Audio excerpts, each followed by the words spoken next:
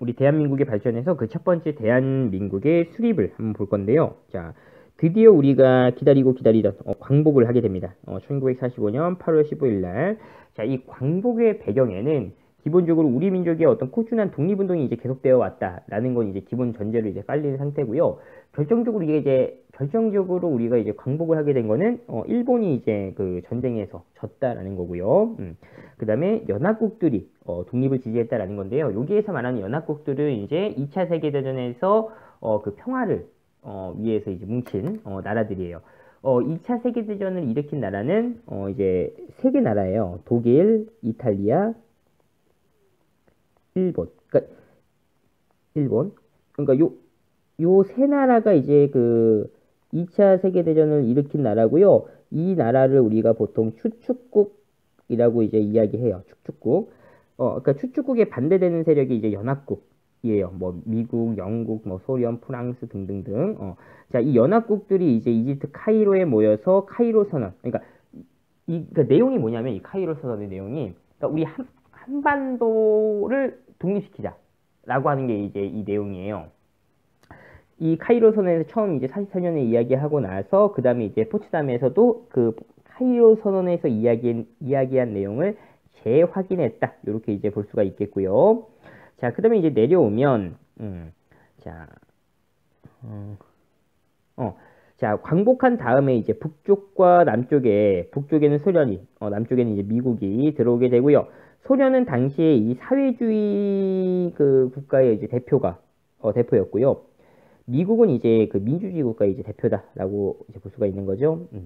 자, 그 다음에, 자, 사회주의는 이제 민주주의 막 이런 건 이제 정치적인 어떤 형태고요. 그 다음에 이제 경제적으로 보면 이제 그 사회주의는 공산주의와 연결이 되고요. 이제 민주주의는 자본주의와 연결이 되는 겁니다. 자, 그래서 지금 남쪽과 북쪽에 미국과 소련이 들어온 상태다. 결국에는 이 나라들이 들어와서 결국에는 어떻게 하려고 하냐면 우리 한반도에 소련은 사회주의 국가를 만들고 싶고요. 미국은 민주주의 국가를 만들겠다. 뭐 이런 식으로 이제 들어오게 된 겁니다. 자, 그 다음에 또 광복한 이후에 우리 국내에 보면 여러 이제 그 사회 단체, 정당들이 만들어지게 되는데 크게 우익과 좌익 이렇게 이제 나눌 수가 있어요. 이익이라고 하는 건 날개라는 뜻이에요. 그러니까 오른쪽 날개, 왼쪽 날개 이런 건데 우익은 이제 민족주의 세력들이고요. 좌익은 사회주의 세력들 이렇게 이제 보면 됩니다. 자, 이 우익의 대표는 당시에 이제 이승만을 대표로 하는 한국민주당, 줄여서 뭐 한민당이라고도 이제 이야기하는데 이 한국민주당 사람들 보면 주로 이제 일제강점기의 지주나 자본가들이에요. 그러니까 친일 행위했던 사람들이 많다라는 거예요. 기본적으로 그렇게 이제 볼 수가 있고요. 그 다음에 임시정부 같은 경우에는 여기 써있긴 하지만 그러니까 임시정부의 어떤 주석이 당시 대표가 이제 김구인데 이 김구가 임시정부 주석으로서 귀국을 하지 못합니다. 그러니까 미국이 이 임시정부를 인정하지 않아요. 그래서 이제 임시정부 소속의 김구다 이런 식으로 이제 귀국을 하려고 하면 못 들어오게 막는 겁니다. 그러니까 이제 입국을 거부해요. 그래서 김구가 이제 개인의 자격으로 이제 들어오게 됩니다. 그렇게 이제 보고요. 그 다음에 이제 좌익 같은 거 보면은 이제 무슨 남조선 노동당, 북조선 노동당 이런 식으로 이제 만들어지게 되는데 우리 남쪽은 이제 박헌영이, 북쪽은 이제 김일성이 이제 주도를 했다. 이렇게 이제 확인을 하고요. 그 다음에 또 이제 중도 세력이 있어요. 자, 우리 아까 이제 아까 아니야 이제 지난 시간에 우리가 확인했을 때 조선 건국동맹이라고 해가지고요. 이 여운형이 국내에서 만든 이제 단체가 이제 그 광복 이전에 있었고 광복한 다음에 이 조선 건국동맹이 건국준비위원회로 이제 만들어졌다. 이름을 바꾸고 이제 건국 준비하는 그런 이제 활동들을 했다. 이렇게 이제 볼 수가 있습니다. 자, 이러한 상황 속에서 당시 이제 모스크바에서 미국, 영국, 소련 이 세 개의 나라의 외무장관들이 모여가지고요. 우리 한반도 문제에 대해서 이제 논의를 이제 하게 되거든요. 요거를 우리가 모스크바 삼국 외상회의라고 이제 불러요. 자, 이 모스크바 삼국 외상회의의 어떤 이제 결정 사항을 보면 일단 민주적 임시정부를 이제 수립하겠다라고 하는 게 처음 이제 정해져요. 자, 그 다음에 두 번째는 최대 5년간 미국, 영국, 그 다음에 중국, 소련 이 네 개의 나라가 이제 신탁 통치를 한다. 신탁 통치를 한다라고 하는 거는 대신 통치해준다 이렇게 이제 생각을 하면 돼요.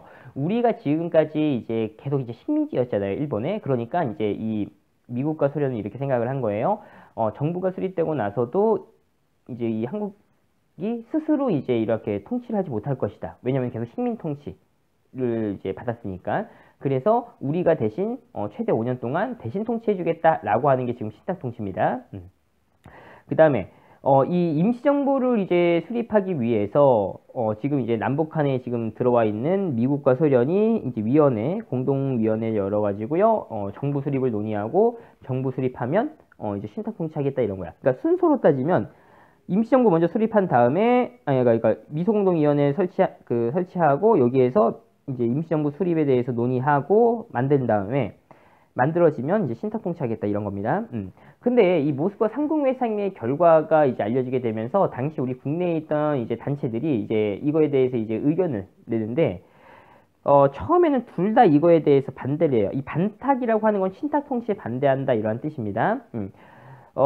이제 이렇게 생각하는 거야. 신탁 통치 또한 식민 통치의 연장 아니냐 이런 식으로 하면서 이제 반대를 해요. 그런데 좌익 같은 경우에는 나중에 이제 찬성하는 입장으로 바뀌어요. 왜냐면은 신탁 통치라는 것도 결국에는 뭘 한 다음에 신탁 통치를 하는 거야?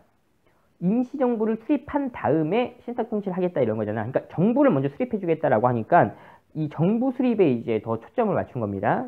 좌익 단체는.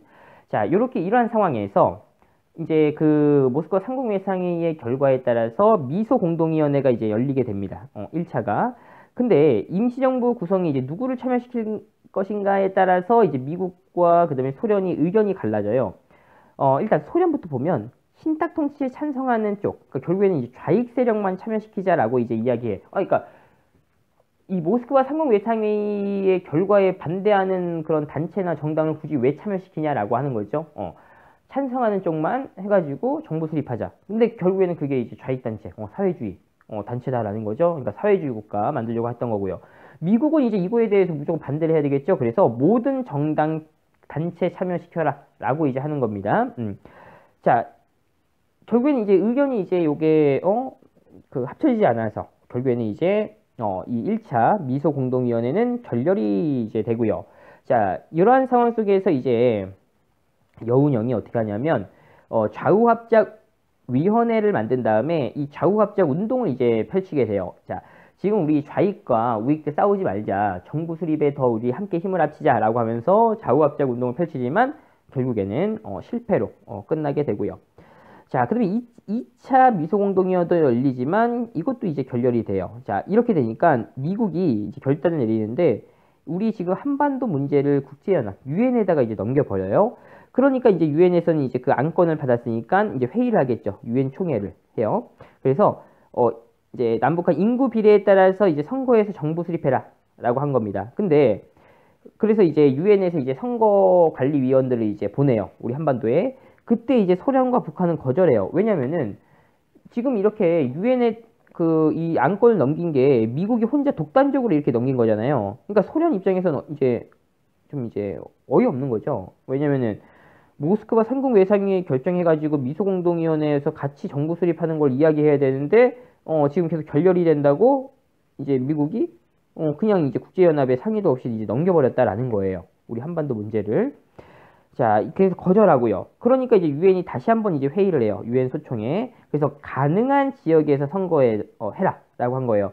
여기에 대해서 이승만과 그다음에 이제 한국민주당은 적극적으로 이제 지지하게 되는데 결국에는 가능한 지역에서만이라도 선거해라라고 하는 거는 남한만 이제 선거해라. 결국에는 남한만 선거해서 남한만 단독 정부를 수립해라. 이렇게 이제 결론이 나는 거죠. 이렇게 되니까 당시 이제 민족 지도자들 중에서 일부가 이제 이거에 대해서 이제 반대를 하는 거야. 통일정부 수립해야 된다라고 하면서 반대를 하게 되는데 당시에 이제 김구와 김규식 같은 경우에는 남북 협상을 추진하게 되는 건데요. 그래서 평양 가가지고 직접 이제 만나요. 김일성도 만나고 북한의 어떤 그 좀 유력한 사람들도 만나가지고 이제 그 이야기를 하는데, 그러니까 회의를 하는데 결국엔 이것도 실패로 끝나게 되고요. 그 다음에 또 제주도에 있는 이 사회주의 단체, 그러니까 좌익 세력들을 중심으로 해서 이 남한만의 단독 선거, 50총 선거를 반대한다라고 하면서 이제 시위를 하게 되는데 요 시위가 이제 커지게 되면서 당시 이걸 이제 진압하면서 제주도 이제 그 도민들이 많이 이제 죽임을 당하거든요. 그걸 이제 제주 4.3 사건 이렇게 이제 부릅니다. 그래서 이제 결국에는 단독 정부 수립에 반대하면서 지금 이제 남북 협상과 제주 4.3 사건 이렇게 일어났다라고 이제 볼 수가 있고요.